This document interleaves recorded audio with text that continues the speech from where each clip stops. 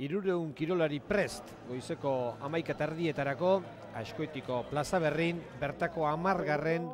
duatloiari hasiera emateko. Aurretik 8 kilometro korrika lehen da bizi, gero 30 bizikletan eta bukatzeko beste 4 korrika edo antxintxika. Horra, irteera eta euritikia lagun parte hartzaileek. Lehen da biziko kilometrorako favorito nagusiak aurretik ziren.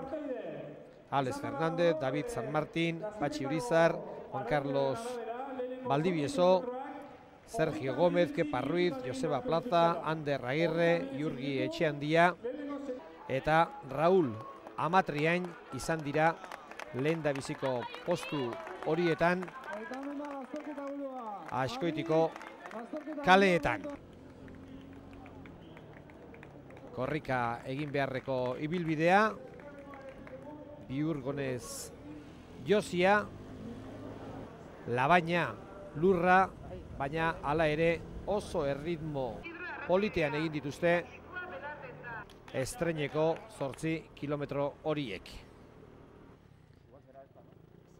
Ana Casares, emakumeen artean hoberena korrikako lehen da biziko saioan, baina gero ezusteko izan da bizikleta lanean. 16 zenbakiarekin Juan Carlos Valdivieso laugarren postuan, eta hemen Ana Casares bizikleta hartu duen unean. Gero Azkoititik Zumarragako bidea hartu eta bertako Harrobiraino. Izan ere, bidea hobetzeko lanetan dira eta gaur bizikleta saioa laburragoa izan da. Abiadura ikaragarrian behetik gora, Azkoititik Urretxura ia 300 metro desnibela bada, beraz aldapa gora, eta han ere oso indartsu favorito nagusiak. Raúl Amatriain bera aurrean jarrita, eta Kepa Ruiz ere hoberenen artean. Ez da deskantsurik izan, oso bizi aurreko talde txori, eta erroberari eustearekin nahiko lan bazuten. Horra, nun hartu behar izan duten buelta, eta zer esanik ez, goitik bera, are eta bizkorrago favoritoak. Batuetan arriskatu beharra zegoen iazko txapelduna Sergio Gómez eta lehena korrikari azten bi zenbakiarekin Patxi Urizar.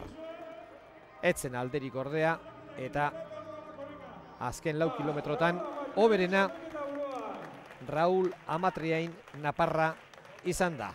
Berarentzat garaipena gizonezkoen mailan, bigarren Sergio Gómez eta hirugarren Kepa Ruiz.